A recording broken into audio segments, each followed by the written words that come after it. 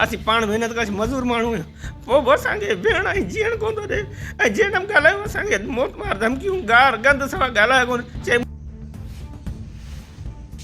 अॼुकल्ह सच जो फ़ैसिलो करे छॾियो, असांजो ॿियो कुझु असांखे कोन थो खपे।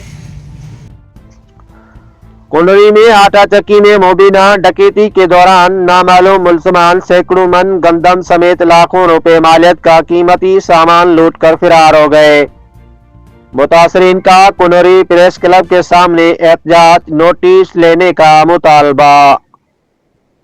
तफसील के मुताबिक गुज़िश्ता शब कुनरी उमरकोट में शाहराह गौहर पेट्रोल पंप के करीब डकैती की वारदात के दौरान नामालूम मुसल्लह मुलजमान आटा चक्की में दाखिल होकर लाखों रुपए की मालियत का कीमती सामान, सोलर पैनल, मोटरें, 600 मन गंदम समेत दीगर कीमती सामान लूट कर फरार हो गए।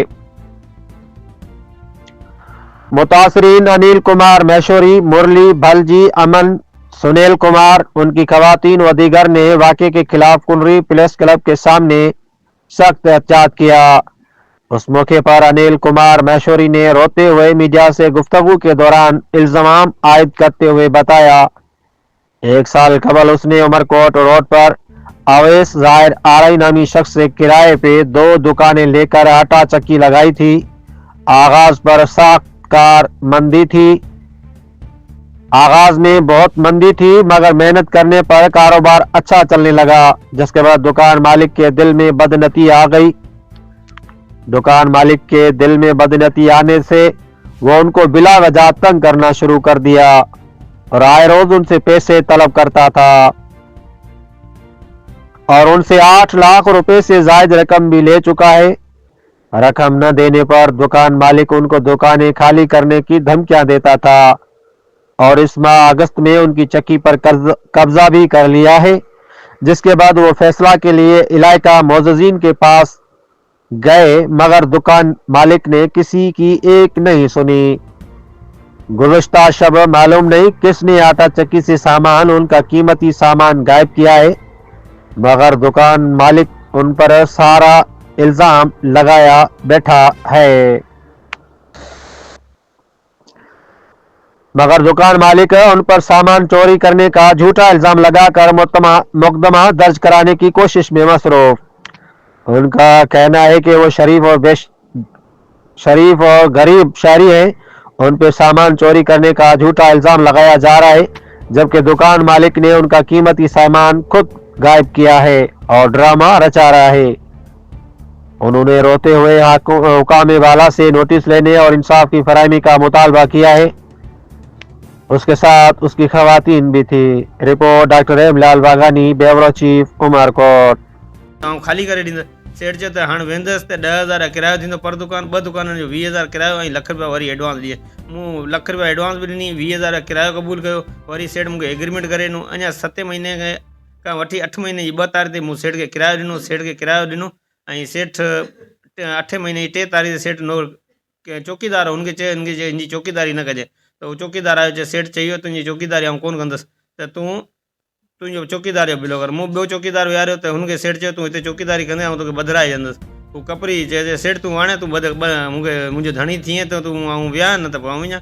मुंहिंजे यार आउं ग़रीब माण्हू किथे कोर्ट केसनि में हलंदुसि, ऐं तूं भले वञे। पोइ मूं हिकिड़ो हाजी लतीफ़ वटि अॻे ड्राइवर हूंदो उस्ताद कालू, पोइ असां चयो सेठ खां मसइलो हल करायो। सेठ असांजी वरी लाइट कटे छॾी। लाइट कटण खां पोइ 2-3 ॾींहंनि खां पोइ वरी असांजे सोलर जी तारूं कटे ॾियूं। असांखे हर ॻाल्हि ते प्रेशर डपर ॻाल्हाइण वञो त असांखे गार गंद मोतमार धमकियूं ॾिए।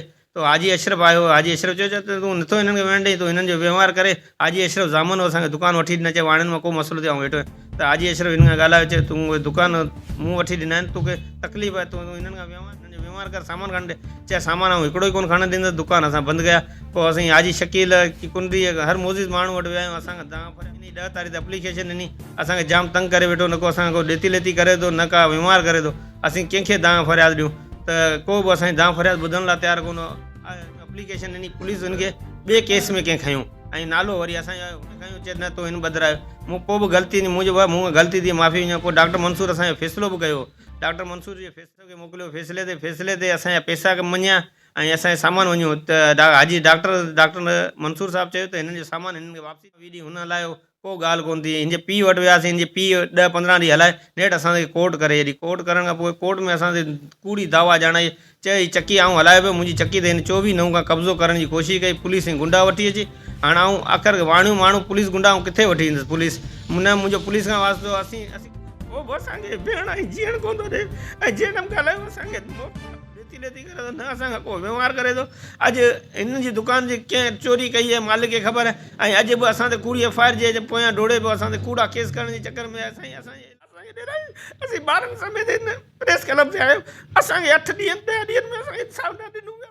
असांजी दांह भरिया त करो, असांजी दांह भरिया त ॿुधो, चओ असांखां एतिरो ज़ुल्म करे था। हू करप्शन माण्हू आहे, करप्ट माण्हू आहे। असांखां हर शहर में सॼनि खां पुछा करे सघो त करप्ट माण्हू असांजी सॼे शहर खां पुछो साख ॾींदा। असां महिनत कई, हुन चकी खे जमाई, हर माण्हू उते जा ग़रीब नंढो अमीर सभु चवंदा आहिनि महिनत कई साईं, सुबुह खां महिनत कंदा आहियूं, राति जो 12 ताईं चकी ते महिनत कंदासीं, अटो हलंदो, ॾींहुं राति हलाईंदासीं, पंहिंजी महिनत करे असां मज़ूरी कई, पोइ बि असांखे जीअण कोन थो ॾिए, असांखे सामान कोन थो ॾिए। सोलर बि असां पंहिंजी महिनत खां लॻायो, सामान असां पंहिंजी महिनत खां वठी लॻायो, असांजे सामाननि ते कब्ज़ो करे अॼु असांजे सामान राति जो पाण चोरी करे गायब करे रखियो आहे। हाणे चए थो हिन चोरी कराए, असीं वाणिया चोरी करूं ऐं फ्लू करूं, वारदातूं असां न कयूं आहिनि, न ॾिठियूं आहिनि।